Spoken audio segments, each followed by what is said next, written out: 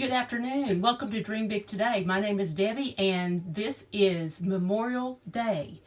And so I would like to share a little bit from Psalms 119, 65 through 80. Psalms 119 is an acrostic poem that David wrote. And I say David wrote, let me make sure. No, it's an anonymous writer. So we'll just erase everything I said. David didn't write this one. It says, some suggest Ezra, the priest, might have written this. So there, we've clarified that right now. But anyway, it's really an interesting whole entire chapter in the book. It's the longest, and there's just so many things about it. But to think about it being an acrostic, which means that you see the little letters. And I say letters, like every 8 verses, there is a Hebrew alphabet.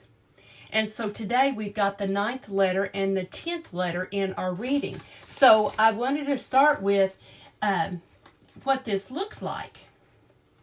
So T-E-T-H, and I'm going to, hopefully you'll be able to see that. T-E-T-H. Okay, so it is, when you write the T-E-T-H all in a row, so so now then, this is what it means. Teach me good judgment, especially when times are hard. So now as we read through this section of Psalms, we notice that there's, in teaching me good judgment, well, good is important. It's increasing good by Yahweh's word. We can only get better if we learn His word. Knowledge is better, but the knowledge of Him is way better. You have done many good things for me, Lord, just as you promised. I believe in your commands. See, in the reading today in John 16:31, Jesus asked, do you finally believe? Well, when we believe in Jesus and we believe in what we're reading, then we look at the commands and everything different than what we would otherwise see. Whenever I'm wanting to be in a relationship with my husband, I want to understand who he is, what he likes, what his interests are. I want to know everything about him. So as we fall in love with Jesus and we learn more and more about him, our Father, the Holy Spirit every day, we want to obey his word. It says, I used to wander off until you disciplined me. See, he loves us enough to reel us back in gently sometimes, and sometimes we have to hit the floor hard. But now I closely follow your word. You are good and you only do good. Teach me your decrees. And see, when we know those decrees, if you look down, they are called the word, commandments, instructions, decrees, precepts, promises, commands, regulations. You see various words for his laws. And when we look at it in the light of just wanting to learn, it just makes us better. And verse 71 says, my suffering was good for me, for it taught me to pay attention. Have you ever suffered and came out better because of it? That is what this is about. The times that I have had rough days, whenever I got at the other end of it, things were better. Or I got used to something new and it became better. It doesn't always feel like that at the time. Then when we go into the next group, the next 8 verses, this is, I think maybe it's Yod or something like that, Y-O-D-H. And this is, your hands made me and formed me when I'm afflicted. You help and comfort me, is what that part stands for. And this little section is judging situations by Yahweh's word. And so, your hands, and that it would be the symbol of this. And you see in verse 73, it said, "You made me, you created me. Now give me the sense to follow your commands." You made me with your hands.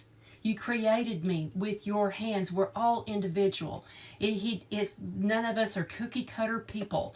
We all have individual characteristics, and we can do more because we have a community of diverse people, and we can learn from each other. We can help each other, and we can fill in gaps for somebody that doesn't have your skills and talents and abilities, because that's the way God made you.